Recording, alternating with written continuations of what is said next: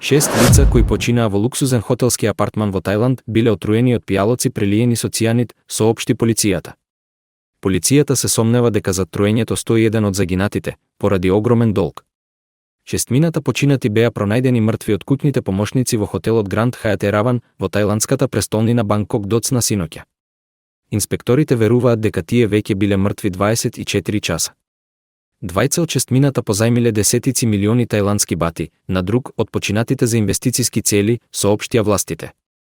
10 милиони бати вредат скоро $280,000. Конфузија и мистерија претходно го опкружуваа мрачното откривање на телата, при што локалните извештаи првично сугерираа дека имало пукање. Полицијата подоцна ги отфрли овие извештаи. Сега се појавува појасна слика за тоа што би можело да се случи.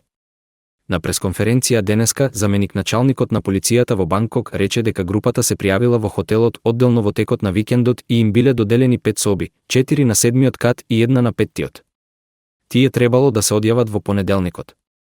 4 од жртвите се виетнамски државјани, меѓу кои и брачна двојка, а другите двајца се американски државјани.